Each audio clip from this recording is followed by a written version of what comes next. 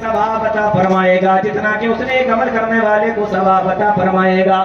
مثال کے طور پر آپ نے کسی سے کہا بھائی آپ چاشت کی نماز پڑھا کریں، صلاۃ الضحیٰ پڑھا کریں، چاشت کی نماز پڑھا کریں، 5 ٹائم کی تو لوگ پڑھ ہی لیتے ہیں نماز۔ آپ نے کسی سے کہا کہ آپ چاشت کی نماز پڑھا کریں، صلاۃ الضحیٰ پڑھا کریں، چاشت کی نماز پڑھ لیا کریں۔ اس نے پوچھا کہ اس کا کیا ثواب ہے؟ آپ نے فرمایا کہ بڑا ثواب ہے۔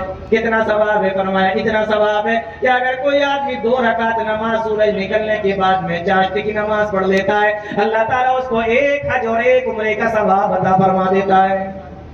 آپ نے کسی کو بتا دیا، اس نے کہا یہ تو بڑی اچھی نماز ہے، 2 رکعت نماز پڑھنا ہے کہ ہاں 2 رکعت نماز ادا کرنا ہے، کیا ثواب ہے؟ فرمایا اس کا اتنا بڑا ثواب ہے کہ اگر کوئی آدمی سورج نکلنے کے بعد 2 رکعت نماز ادا کر لیتا ہے، اللہ تعالیٰ اس 2 رکعت نماز پڑھنے کے بدلے میں 360 جوڑوں کے برابر جو صدقہ ہوتا ہے اس صدقے کا ثواب عطا فرما دیتا ہے۔ آپ کو پتہ لگ گیا کہ صلاۃ الضحیٰ چاشت کی نماز ہے، سورج نکلنے کے بعد صرف 2 رکعت پڑھنا ہے۔ اور فرمایا اللہ کے نبی صلی اللہ علیہ وسلم نے کہ اگر کوئی ان 2 رکعت کے ساتھ میں 2 رکعت اور جوڑ لیتا ہے، 4 رکعت نماز اور پڑھ لیتا ہے، پیارے نبی فرماتے ہیں پھر اللہ تعالیٰ پورا دن اس کے لیے کافی ہو جاتا ہے، اللہ تعالیٰ اس کا ساتھ دیتا ہے، اس کی مدد فرماتا ہے، اس کے لیے کافی ہو جاتا ہے۔ اتنا ثواب ہے صرف 2 رکعت نماز پڑھنے کا، 2 اور ملا دی تو پھر یہ 4 رکعت ہو جائیں گی، اللہ تعالیٰ ساتھ دے گا، اللہ تعالیٰ شام تک اس کے لیے کافی ہو جاتا ہے۔ آپ نے کسی سے کہا کان لہو من الاجر مثل اجور، آپ کی بات کو سننے کے بعد میں وہی بات کرنے لگا، وہی نماز پڑھنے لگا، اب جتنا ثواب اس کو نماز پڑھنے کا مل رہا ہے اتنا ہی ثواب آپ کو بھی مل رہا ہے۔ کیوں؟ اس لیے کیونکہ بتایا تو آپ ہی نے تھا، اسے معلوم ہی نہیں تھا یہ دعوت و تبلیغ کی اہمیت ہے، آپ کو تو معلوم ہی نہیں تھا، کسی اور نے بتایا، اس کے بتانے کے بعد آپ کرنے لگے۔ فرمایا من تبعہ لا ينقص ذلك من اجورهم شيئا، اے اللہ یہ جو عمل کر رہا ہے اور مجھے بھی ثواب مل رہا ہے، کیا اس کے ثواب کے اندر کوئی کمی ہو جائے گی؟ پیارے نبی فرماتے لا ينقص ذلك من اجورهم شيئا، نہ تیرے اعمال کے اندر کوئی کمی کی جائے گی، نہ تیری نیکیوں کے اندر کوئی کمی کی جائے گی، اور نہ اس کی نیکیوں کے اندر کوئی کمی کی جائے گی، دونوں کو برابر نیکیاں عطا کی جائیں گی۔ یہ ہے اللہ کی طرف بلانے کا سبب۔ اب آپ اندازہ کریں، ایک آدمی ہے، اس نے ایک کو بتایا، ایک نے دوسرے کو بتایا، یہ لائن بن گئی، یہ چین بن گئی، یہ سلسلہ بن گیا۔ اب جتنے لوگ اس سے جڑتے چلے جائیں گے ثواب پہلے آدمی کو بھی ملتا جائے گا۔ عمریں کم تھیں، اعمال بھی کم ہوتے، لیکن یہ جو چین آپ نے بنا دی ہے، اللہ نے جو سسٹم ہمیں اور آپ کو اس طریقے کا دے دیا ہے، اس سے کیا ہوگا کہ عمر کم ہوگی لیکن نام اعمال کے اندر نیکیاں آپ کی زیادہ ہو جائیں گی۔ پہلے لوگوں کی عمریں بھی زیادہ ہوا کرتی تھیں، اعمال بھی زیادہ کیا کرتے تھے، لیکن یہاں عمریں کم ہیں، اب اعمال ان کے برابر کیسے ہوں؟ اللہ تعالیٰ نے یہ سسٹم دے دیا، یہ قانون دے دیا، یہ چین بنا دی کہ ایک کو بتاؤ کہ وہ دوسرے کو بتائے گا، وہ تیسرے کو بتائے گا۔ اب یہ 100 کو پہنچے یا 1 لاکھ یہ بات پہنچے، جتنے لوگ اس پہ عمل کرتے ہوں گے یہ سارے کے سارے لوگوں کا ثواب تمہیں بھی دیا جائے گا بتانے کی وجہ سے، اور ان کے اعمال کے اندر نیکیوں کے اندر بھی کمی نہ کی جائے گی۔ تو یہ ہے دعوت و تبلیغ، یہ ہے اس کی اہمیت۔ آگے کی حدیث سنیے، پیارے نبی فرماتے ہیں وَمَن دَعَا إِلَىٰ ضَلَالَةٍ، اور اگر کسی نے کسی کو گمراہی کی طرف بلایا، کسی نے کسی کو گناہ کی طرف بلایا، گمراہی کی طرف بلایا، كان عليه من الاسم مثل آثام من تبعه لا ينقص ذلك من آثامهم شيئا، اللہ کی نبی فرماتے ہیں کہ جتنا گناہ اس کو گناہ کرنے کا ملے گا اتنا ہی تیرے نام اعمال کے اندر بھی لکھا جائے گا، کیونکہ سکھایا تو تو نے تھا، بتایا تو تو نہیں تھا۔ اس لیے کہیں پر بھی رہیں، آپ کسی بھی محلے میں رہیں، کسی بھی گاؤں میں رہیں، تو پہلے کوشش تو یہ کیجئے کہ گناہ نہ ہو، اور دوسری اس سے بھی بڑی کوشش یہ کیجئے کہ آپ گناہوں کے ایجاد کرنے والے نہ۔ اگر آپ نے گناہ کو ایجاد کیا، مثال کے طور پر شادی بیاہ کا موقع ہے، اس سے پہلے آپ کے گاؤں میں شادیاں ہوتی تھی لیکن ڈی جے نہیں بجتے تھے، گانے نہیں بجتے تھے، آپ تو چونکہ بہت پڑھے لکھے ہیں، بہت پیسے والے ہیں، قوم کے سردار اور مکھیا بھی ہیں، آپ کو کون ہے ٹوکنے والا؟ تو کہا کہ اب ہمارے بچے کی جب شادی ہوگی تو گاؤں میں ڈی جے بجے گا۔ گاؤں میں ڈی جے بج رہا ہے۔ شروعات کس نے کی ہے؟ آپ نے کی ہے۔ اب پھر کسی دوسرے کی یہاں شادی ہوتی ہے، انہوں نے کہا فلاں صاحب میاں بجاتا، میں ان سے کم تھوڑی ہوں، میرے یہاں بھی بجے گا۔ آپ کو دیکھ کر وہ لے کے آیا۔ گناہ کو گاؤں میں کس نے داخل کیا؟ آپ نے۔ گناہ کو بستی کے اندر کس نے داخل کیا؟ آپ نے۔ گناہ کو ایجاد کس نے کیا؟ آپ نے۔ گناہ کو ایجاد کرنے والا مت بنیے۔ کیوں؟ اس لیے کہ پیارے نبی فرماتے ہیں کہ جتنا گناہ اس کو کرنے کا ملے گا اتنا ہی گناہ آپ کو جو آپ نے بتایا ہے، سکھایا ہے، اس کی وجہ سے آپ کو ملے گا۔ کسی کو آپ نے جوا کھیلنا سکھا دیا، ہوتا ہے نا، کچھ شریف قسم کے لوگ ہوتے ہیں محلے کے اندر، چھوٹے چھوٹے بچوں کو اکٹھا کر لیتے ہیں، دھیمے دھیمے شروعات کرتے ہیں۔ کسی کو آپ نے گٹکا کھانا سکھا دیا، کسی نے کچھ لوگوں کو شراب پینا سکھا دیا۔ یہ سارے گناہوں کی ایجاد، یہ سب کے سب کیا ہے؟ یہ آپ کو اتنا ہی گناہ ملے گا جتنا اس کو کرنے پر۔ تو دعوت و تبلیغ یہ ہے کہ پیارے نبی فرماتے ہیں کہ اگر تم نے کسی کو ایک نیکی کے بارے میں بھی بتا دیا تو تمہیں بھی اتنا ہی اجر ملے گا جتنا اس کو کرنے پر ملے گا۔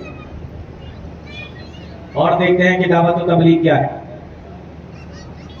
اللہ کا قرآن کیا کہتا ہے۔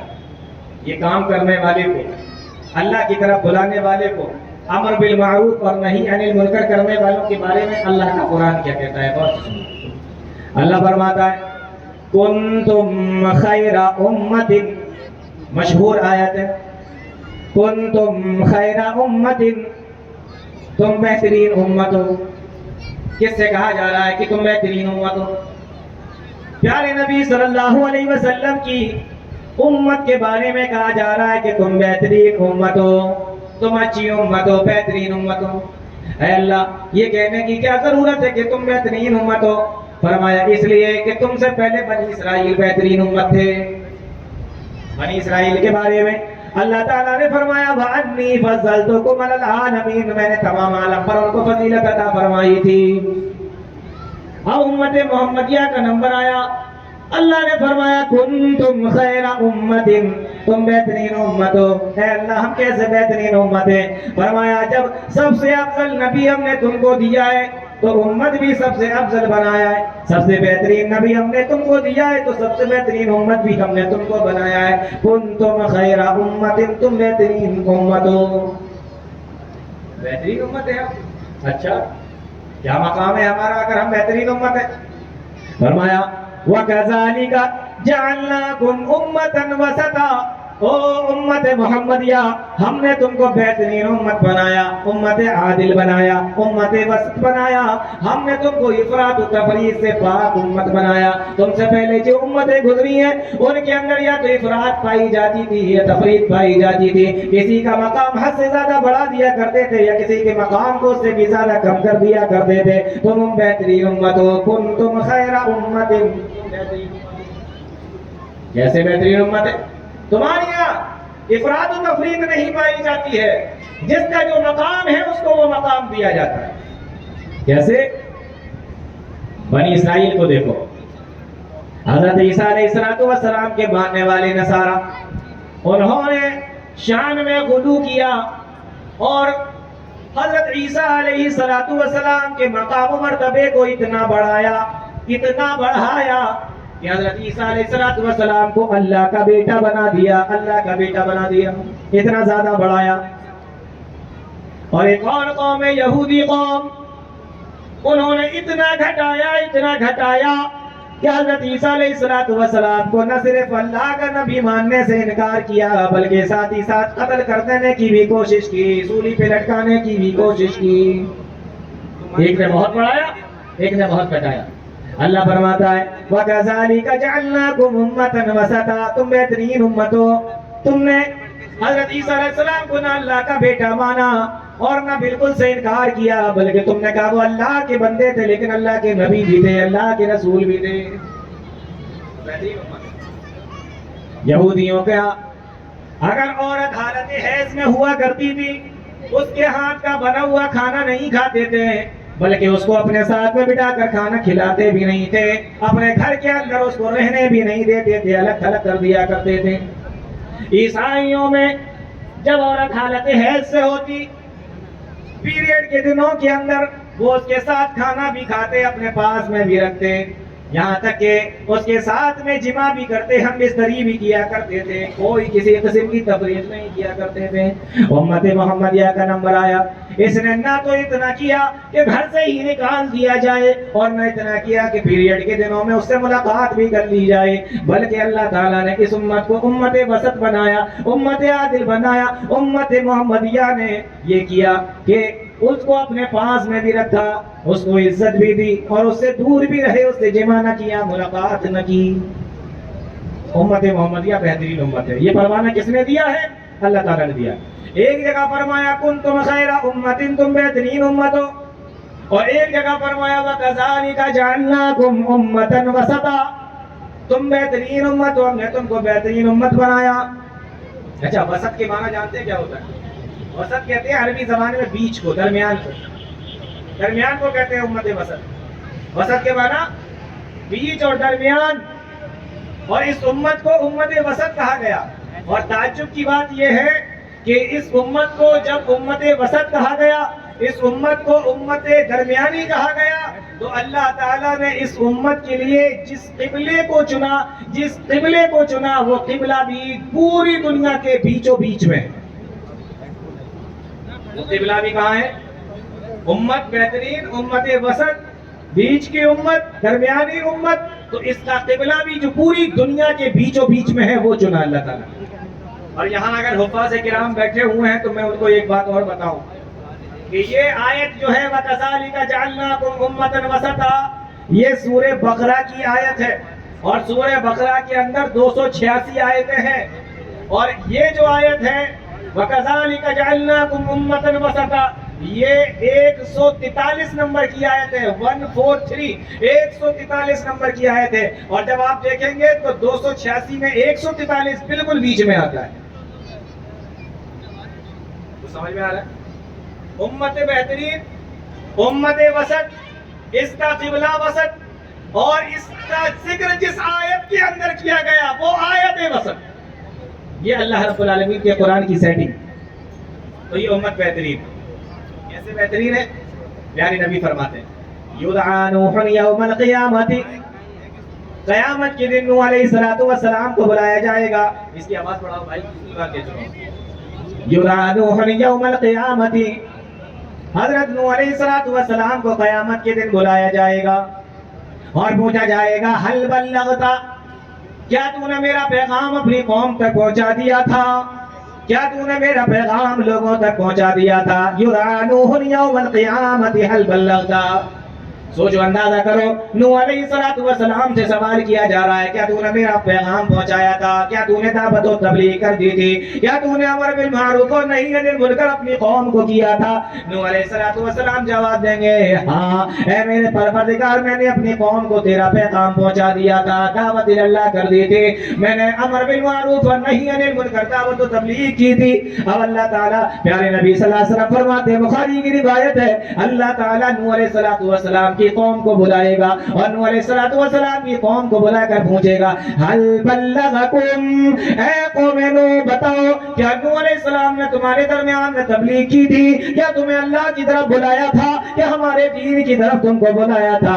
قیامت کے منظر کو دیکھیں گے، قیامت کی سختیوں کو دیکھیں گے، جہنم کو اپنی آنکھوں سے دیکھیں گے، لَتَرَوُنَّ الْجَحِيمَ، قیامت کے دن جہنم کو جب اپنی آنکھوں سے دیکھیں گے، اللہ کے سامنے جھوٹ بول دیں گے، ما اتانا من نذیر، اے اللہ ہمارے یہاں تو کوئی ڈرانے والا آیا ہی نہیں تھا، ما اتانا من احد، کوئی نہیں آیا ہمارے پاس میں جو تیرے دین کی طرف مجھے بلاتا، جو قیامت کے دن سے مجھے ڈراتا، ما اتانا من نذیر، کوئی ڈرانے والا نہیں آیا تھا۔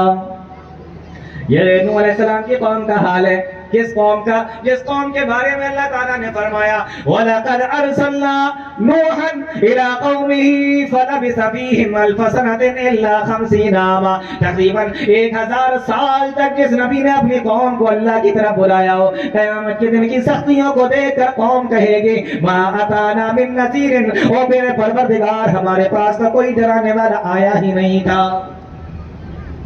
یہاں پر ایک بات بتاؤں گا آپ کو، انسان کا جو اخلاق ہوتا ہے، جو اس کا کیریکٹر ہوتا ہے، اس کا جو کردار ہوتا ہے، اس کا جو اخلاق اور اس کا جو کردار اور جو کیریکٹر ہوتا ہے، اس کا اثر صرف اس کی دنیا پر ہی نہیں ہوتا، اس کا اثر آخرت میں بھی ہوتا ہے۔ کیسے؟ بتاتا ہوں۔ قرآن کہتا ہے یوم یبعثهم اللہ جمیعا فیحلفون له کما یحلفون لکم، اے میرے نبی یہ منافقین جو تمہارے پاس میں آ کر جھوٹی قسمیں کھایا کرتے، جب یہ قیامت کے دن میرے پاس میں آئیں گے، یوم یبعثهم اللہ، اللہ ان کو جب اٹھائے گا، فیحلفون له، تو ہمارے سامنے بھی آ کر یہ ایسے ہی جھوٹی قسمیں کھایا کریں گے۔ یعنی انسان کی کیریکٹر کا، انسان کے اپنے کیریکٹر کا اثر اتنا زیادہ ہوتا ہے کہ اگر تم دنیا کے اندر جھوٹے تھے تو قیامت کے دن بھی جھوٹ بولنے کی کوشش کرو گے۔ بات سمجھ میں آ رہی ہے کہ ہاں، قیامت کے دن کون سا والا صحیح ہے؟ دونوں ٹھیک ہے، قیامت کے دن اگر دنیا کے اندر جھوٹ بولتے ہوگے تو قیامت کے دن بھی جھوٹ بولنے کی کوشش کرو گے۔ اتنا اثر انسان کے کیریکٹر کا انسان کے اوپر ہوتا ہے، اس لیے آپ کو سوچنا ہے کہ آپ کو کیا کرنا ہے۔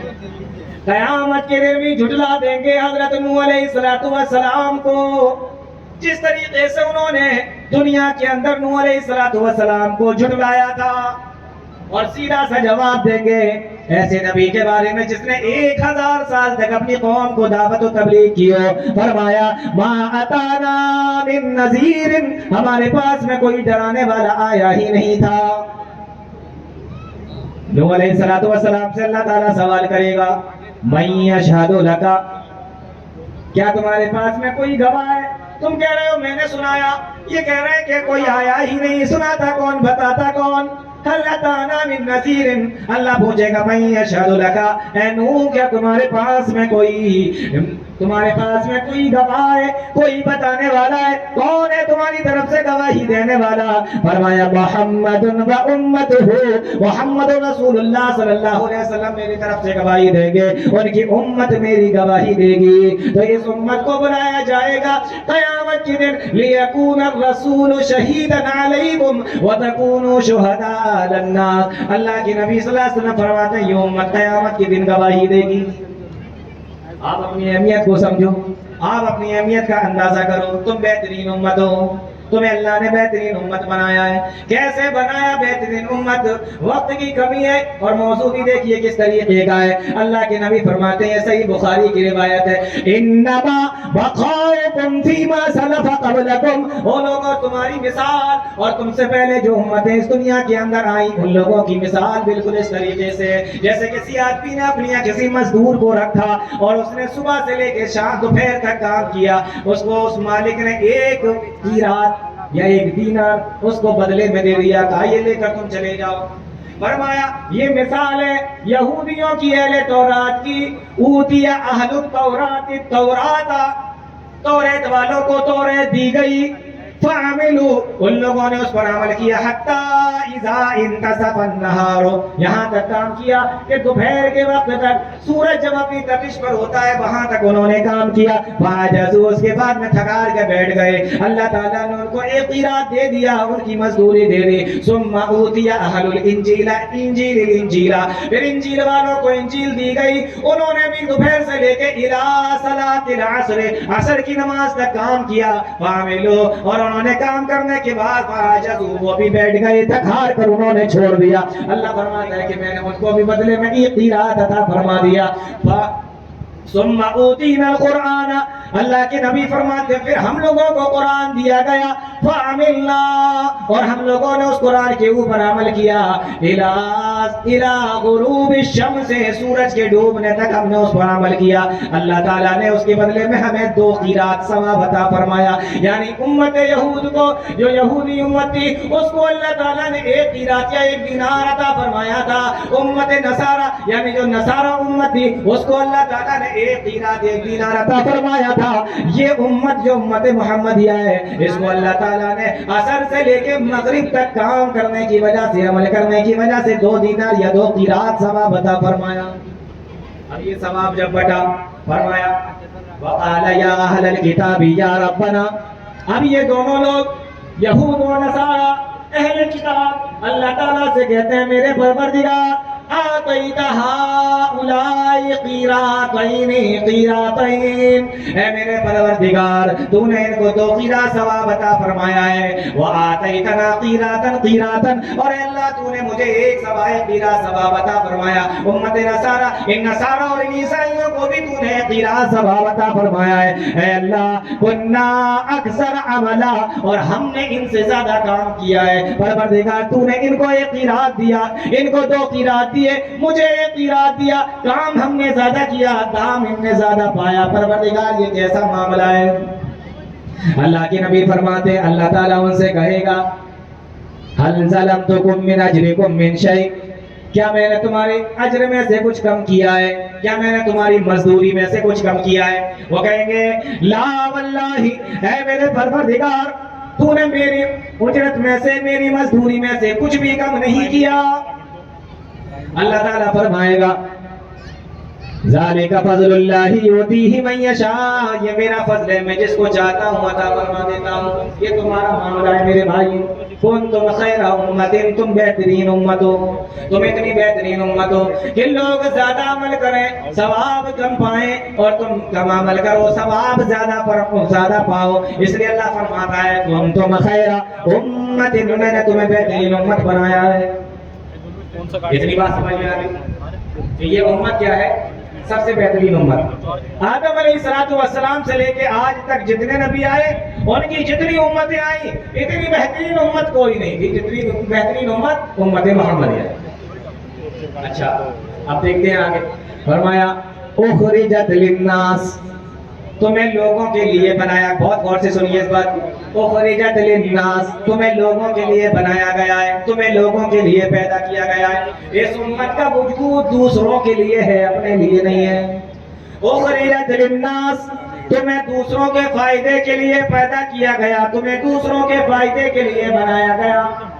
دنیا کے اندر آپ نظر ڈالیں، ہر آدمی اپنے فائدے کے لیے کام کرتا ہے۔ میرے بھائیوں غور سے سن لو، دنیا کے اندر ہر آدمی اپنے فائدے کے لیے کام کرتا ہے، لیکن یہ امت جس کو امت محمدیہ کہا جاتا ہے، اس کا معاملہ یہ ہے اخرجت للناس، تمہیں دوسروں کے فائدے کے لیے کام کرنا ہے۔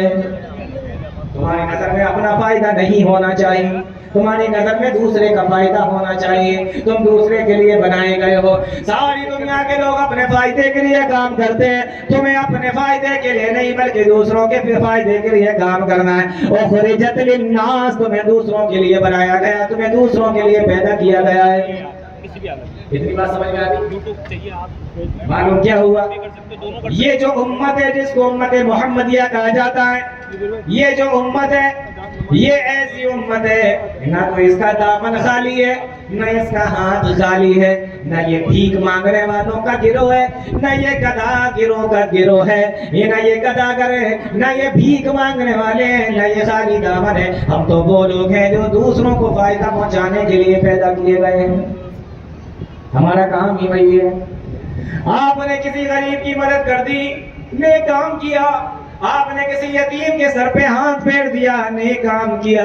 آپ نے کسی کو کوئی دعا یاد کرا دی، نیک کام کیا۔ لیکن میرے بھائیوں، ان تمام چیزوں کے اندر آپ الگ الگ طریقے سے انسانیت کی خدمت کرتے ہوں گے، الگ الگ طریقے سے لوگوں کی خدمت کرتے ہوں گے، خدمت خلق کرتے ہوں گے، سماج سیوا کرتے ہوں گے۔ لیکن ان تمام چیزوں کے اندر سب سے بڑی خدمت جانتے ہو کیا ہے؟ سب سے بڑی خدمت یہ ہے کہ آپ لوگوں کو کو اللہ کا دین بتا دیں، ان کی آخرت بنوا دیں، ان کی آخرت کو سنوار دیں، یہ سب سے بڑی انسانیت کی خدمت ہے۔ آج دنیا کے اندر دیکھو کتنے بڑے بڑے سماج سیوی آپ کو ملیں گے۔ ہم کیا کرتے ہیں؟ لوگ کہتے ہیں ہم خدمت خلق کرتے ہیں، ہم سماج سیوا کرتے ہیں۔ آپ نے بہت سماج سیوا کی ہوگی، لیکن انسانیت کی اس سے بڑی خدمت کوئی ہو ہی نہیں سکتی کہ لوگوں کو آپ اللہ کا دین بتا دیں، لوگوں کو بتا دیں کہ آخرت بھی ہے، لوگوں کو بتا دیں کہ جنت اور جہنم بھی ہے، لوگوں کے سامنے اللہ کا دین رکھ دیں۔ یہ سب سے بڑی انسانیت کی خدمت ہے، اور اسی کے لیے تمہیں بنایا گیا،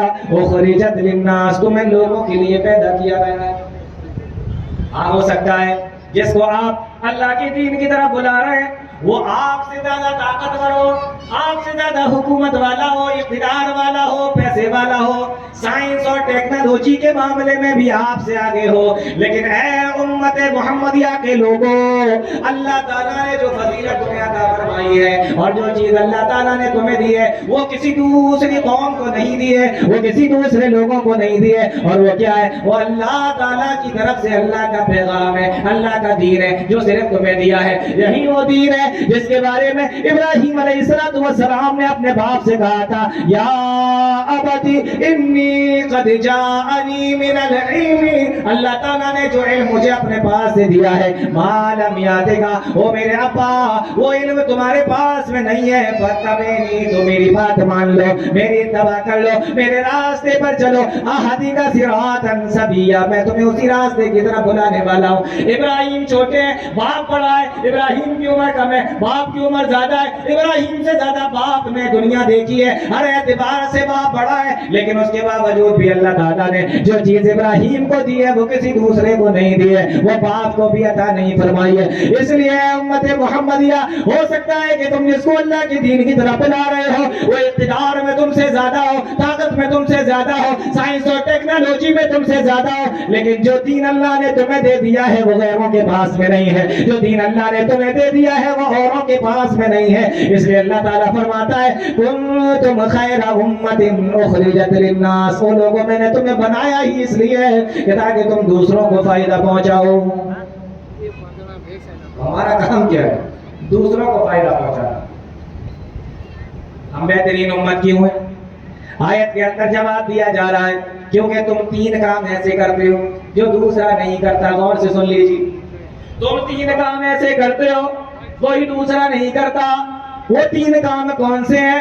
فرمایا، تأمرون بالمعروف وتنہون عن المنکر وتؤمنون باللہ۔ یہ تین کام ہیں۔ پہلا کام، تأمرون بالمعروف، تم لوگوں کو بھلائیوں کا حکم دیتے ہو، وتنہون عن المنکر، اور لوگوں کو برائیوں سے منع کرتے ہو، اور تیسرا کام، وتؤمنون باللہ، اور تم اللہ پر ایمان رکھتے ہو۔ ہاں، دنیا کے اندر تمہیں ایسے لوگ مل جائیں گے جو بھلائیوں کا حکم دیتے ہوں گے، برائیوں سے منع کرتے ہوں گے، لیکن تیسرا کام آپ ان کے اندر دیکھو تو پایا نہیں جائے گا۔ وتؤمنون باللہ، ان کا ایمان اللہ پر نہیں ہوگا، اللہ پر یقین نہیں کرتے ہوں گے۔ فرمایا یہ تین کام تم ایسے کرتے ہو جس کی وجہ سے تمہیں بہترین امت بنایا گیا ہے۔ موضوع ہے دعوت و تبلیغ کی اہمیت۔ تو کام کتنے ہیں؟ تین ہیں۔ آپ توجہ اگر میری طرف کریں تو ایک بڑی پیاری بات آپ کو اور بتا دوں۔ دیکھیں، پہلے اللہ پر ایمان لایا جاتا ہے یا پہلے نماز پڑھی جاتی ہے؟ بولو، پہلے اللہ پر ایمان ہونا چاہیے نا۔ آپ اگر مسلمان ہی نہیں ہے تو نماز پڑھ کے کیا کریں؟ پہلے اللہ پر ایمان لایا جاتا ہے یا پہلے روزے رکھے جاتے ہیں، ایمان لے آنا جب مرضی چاہے؟ ایسا نہیں ہے نا۔ اسی طریقے سے آپ یہ سوچیں کہ میں ایمان نہ رکھوں اللہ پر لیکن دعوت و تبلیغ کرتا رہوں، چلے گا؟ نہیں چلے گا۔ تو پہلے اللہ پر ایمان ہے، بعد میں سارے کام ہیں۔ دعوت و تبلیغ ہے بعد میں ہے، نماز ہے بعد میں ہے، پہلے آپ ایمان لائیے، پہلے آپ مسلمان ہوئیے، اس کے بعد یہ سارے کام ہیں۔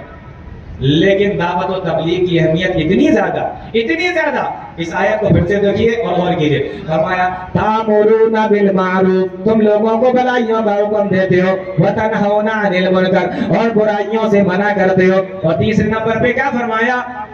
وَتُؤْمِنُونَ بِاللَّهِ، اور اللہ پر ایمان رکھتے ہو. یہ دعوت و تبلیغ کی اہمیت ہے. یعنی اللہ پر ایمان تو پہلے ہونا چاہیے تھا، بعد میں تم تامرون بالمعروف اور تنہون عن المنکر کرتے، یعنی لوگوں کو بھلائیوں کا حکم دیتے، برائیوں سے منع کرتے.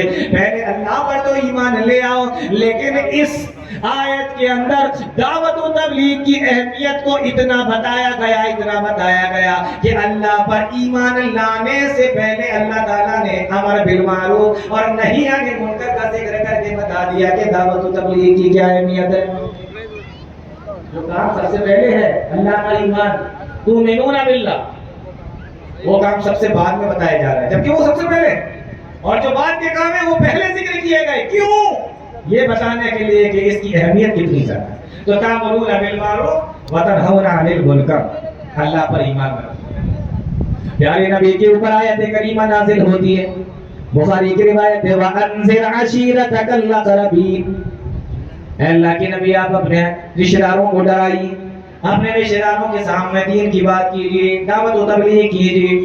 حدیث کے اندر آتا ہے پیارے نبی خرج رسول اللہ صلی اللہ علیہ وسلم، اپنے گھر سے نکلے، حتی صعد بالصفا، یہاں تک کہ صفا پہاڑی کے اوپر کھڑے ہو گئے. اگر علماء کرام یہاں پر بیٹھے ہوں تو میری بات کو ذرا غور سے سن لیں. صفا پہاڑی پر کھڑے ہوئے اور جا کے آواز لگائی. سوال یہ ہے کہ صفا پہاڑی پر ہی کیوں کھڑے ہوئے؟ وہیں سے کھڑے ہو کے آواز کیوں لگائی؟ صفا ہی پر کیوں گئے اور صفا پہاڑی سے آواز کیوں لگائی؟ کسی اور پہاڑی پر کیوں نہیں گئے؟ مورخین نے لکھا ہے، تاریخ دانوں نے لکھا ہے کہ عرب کے لوگوں کو جب اپنی قوم کو ڈرانا ہوتا تھا، مکہ والوں کو کسی قبیلے کو کوئی بات بتانا ہوتی تھی، کوئی عظیم الشان بات بتانا ہوتی تھی، تو وہ صفا پہاڑی پر ہی جایا کرتے تھے اور وہیں سے کھڑے ہو کے آواز لگایا کرتے تھے. اس لیے اللہ کے نبی صلی اللہ علیہ وسلم وہاں پر گئے اور وہیں سے کھڑے ہو کے آپ نے آواز لگائی. اس سے کیا معلوم ہوا؟ معلوم یہ ہوا کہ دعوت و تبلیغ کا کام اگر آپ کر رہے ہیں تو جس وسائل کے ذریعے سے، جن چیزوں کے ذریعے سے دنیا کے لوگ اپنے دین کی دعوت، اپنے دھرم کی دعوت لوگوں کو دیتے ہوں، اسی طریقے سے آپ بھی ان چیزوں کا استعمال کر سکتے ہیں. اچھی شریعت نے اس سے منع نہ کیا ہو، شریعت نے اس سے روکا نہ ہو، شریعت نے اس سے منع نہ کیا ہو.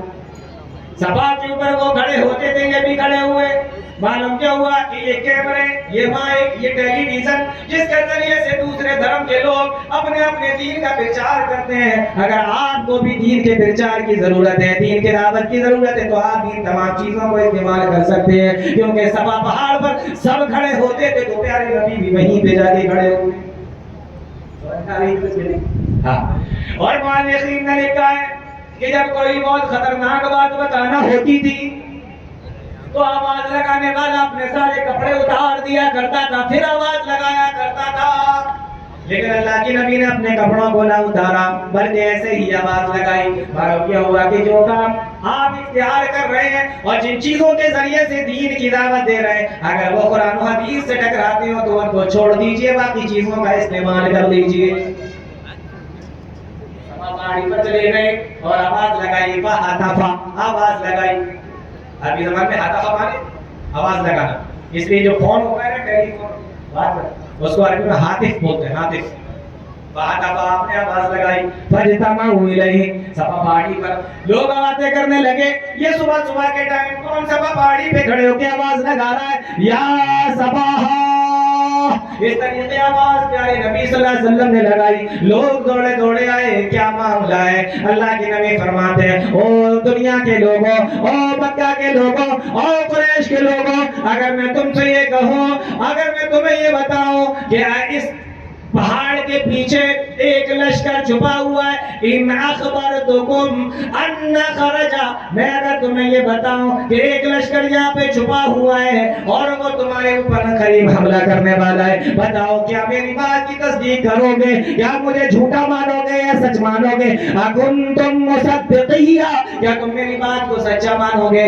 कबीले के लोगों ने एक साथ आवाज लगाई, मा जर्रबना अलैका इल्ला सिद्का, ओ अल्लाह के नबी, ओ नबी, ओ मोहम्मद रसूलुल्लाह, ओ मोहम्मद सल्लल्लाहु अलैहि वसल्लम, हमने आज तक आपको कभी झूठ बोलते हुए देखा ही नहीं है, इसलिए हम आपकी इस बात को भी सच्चा मान लेंगे। अब आवाज लगाई, ऐ कुरैश के लोगों, अपने आप को जहन्नम से बचाने की कोशिश करो, मैं तुम्हारे क़यामत के दिन कोई काम आने वाला नहीं हूँ। या बनी अब्द बना अनक़िज़ू अनफुसकुम मिनन नार व इन्नी ला उग़नी अन्कुम मिनल्लाहि शैआ। या अब्बास इब्न अब्दुल मुत्तलिब इन्नी ला उग़नी अन्का मिनल्लाहि शैआ।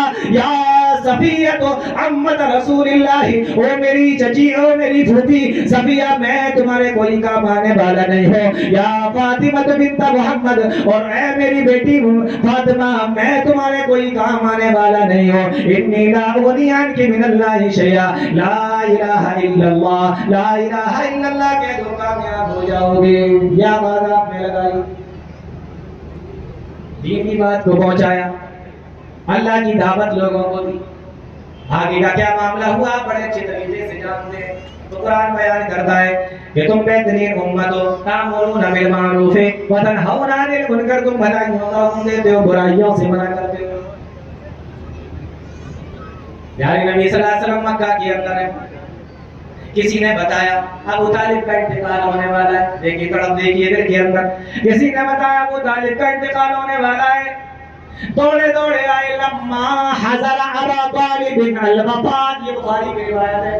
दौड़े दौड़े आए अबू तालिब के पास में, तो क्या देखते हैं कि वहां अबू जहल और अब्दुल्लाह बिन उमय्या पहले से खड़े हुए हैं। आप गए चचा के पास, और चचा के पास जाके कहते हैं, या अम्मी कुल ला इलाहा इल्लल्लाह कलिमतन अशहदु लका बिहा इंदल्लाह। ओ मेरे चचा, मेरे कान में भी अगर तुम कलमा पढ़ दोगे, क़यामत के दिन में अल्लाह के सामने गवाही दूंगा, मेरे चचा ने मौत से पहले कलमा पढ़ लिया था, तुझे मान लिया था, तेरा इकरार कर लिया था। कुल ला इलाहा इल्लल्लाह कलिमतन अशहदु लका बिहा इंदल्लाह। ये जब सुना, वहीं पर अबू जहल खड़ा हुआ है, अब्दुल्लाह बिन उमय्या खड़ा हुआ है, कहने लगा, ओ अबू तालिब अतरगबु अम मिल्लति अब्दुल मुत्तलिब, क्या मरने से पहले अब्दुल मुत्तलिब के दीन को छोड़ दोगे, अपने बाबा बाप दादा के दीन को छोड़ दोगे? अल्लाह के नबी बार बार ला इलाहा इल्लल्लाह की तलकीन कर रहे हैं, और ये बराबर यही बात कहते चले जा रहे हैं। आखिर में हदीस के अंदर आया, हत्ता आखिर मा क़ाल अबू तालिब, आखिर में अबू तालिब ने जो अल्फाज बोले थे अपने मरने से पहले, वो यही कहा था कि हुवा अला मिल्लति अब्दुल मुत्तलिब, मैं अब्दुल मुत्तलिब के दीन पे मर रहा हूँ। व अबा अन यक़ूल ला इलाहा इल्लल्लाह, और मैं ला इलाहा इल्लल्लाह का इनकार करके जा रहा हूँ। अल्लाह के नबी ने जब ये सुना, बहुत रोए, आंखों में आंसू निकल आए कि ये मेरा चचा है, जिसने हमेशा हमारा साथ दिया है, जिसने हमेशा हमारा साथ निभाया है। आज जब इसके मरने का वक्त है, ये कलमा पढ़े बगैर इस दुनिया से जा रहा है, क़यामत के दिन अल्लाह ताला इसका क्या हशर होगा। कि मैं मेरे चचा लास्तगफिरन्ना लका मा नमूनहा अन्का, मैं तुम्हारे लिए मग़फ़िरत की दुआ करूंगा जब तक कि अल्लाह ताला मुझे इससे मना न कर देगा। आयत करीमा नाज़िल हुई, मा काना लिन्नबी वल्लज़ीना आमनू अन यस्तगफिरू लिलमुशरिकीन वलौ कानू उली क़ुरबा, किसी नबी के लिए ये मुनासिब ही नहीं है, न मुमिनों के लिए ये मुनासिब है कि वो अपने किसी भी रिश्तेदारों के लिए दुआए मग़फ़िरत करे अगर वो हालत शिर्क के अंदर मर गया हो। कर दिया गया, लेकिन नबी की तड़प तो देखो, नबी की हालत तो देखो। शेख कितना टाइम अभी बोलने के लिए, कितना बोल सकता हूँ?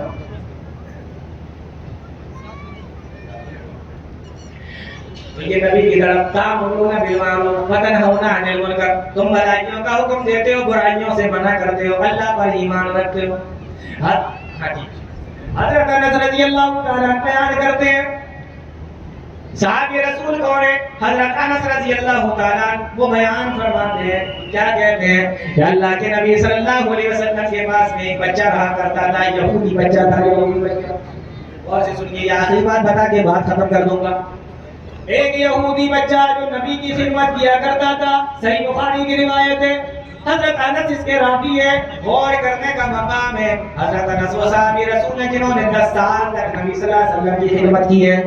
کتنے سال خدمت کی ہے بولو؟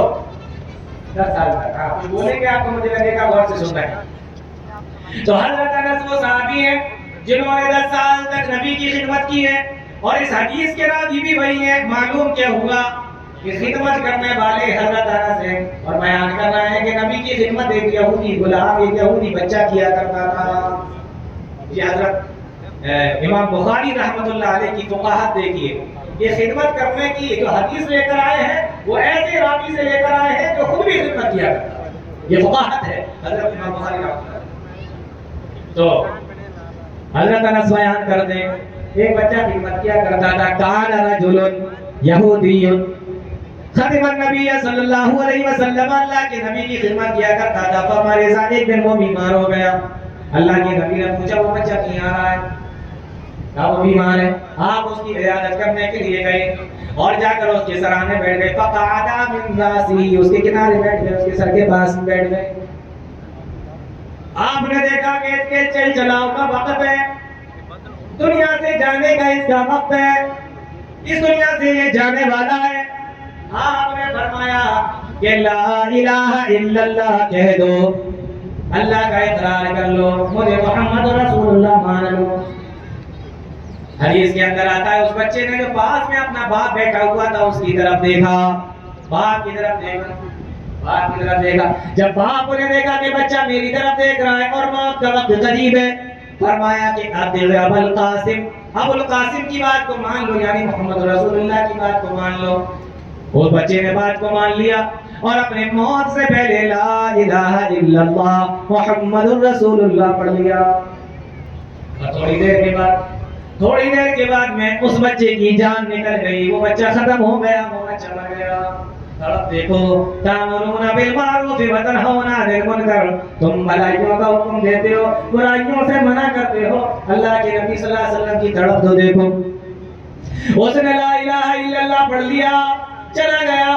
اللہ کے نبی صلی اللہ علیہ وسلم جب اس کے گھر سے باہر نکلے, پیارے نبی نے جو الفاظ ارشاد فرمائے, مسلمانوں سن لو گے تو رونگٹے کھڑے ہو جائیں گے. اللہ کے نبی فرماتے ہیں الحمدللہ الذی انقذہ من النار, اس ذات کی تمام تعریف ہے اس اللہ کے لیے, اس ذات کے لیے انقذہ من النار, جس نے اس آدمی کو, اس بچے کو جہنم میں جانے سے بچا لیا, اس یہودی کو جہنم میں جانے سے بچا لیا. الحمدللہ الذی انقذہ من النار. آپ اتنے زیادہ خوش ہوئے اس کی ایمان لانے کی وجہ سے. یہ معاملہ تھا پیارے نبی صلی اللہ علیہ وسلم کا. تأمرون بالمعروف وتنہون عن المنکر.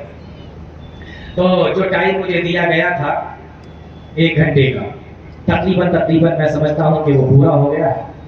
کبھی اور موقع ملا اور آپ لوگوں نے اگر یاد کیا تو انشاءاللہ آئیں گے اور بھی کچھ سنائیں گے. تب تک کے لیے اللہ تعالیٰ ہمیں اور آپ کو, تمام لوگوں کو نیک عمل کی توفیق عطا فرمائے, قرآن و حدیث کو سمجھنے کی, اس پہ چلنے کی توفیق عطا فرمائے. آمین یا رب العالمین. وآخر دعوانا الحمدللہ رب العالمین. والسلام علیکم ورحمۃ اللہ وبرکاتہ.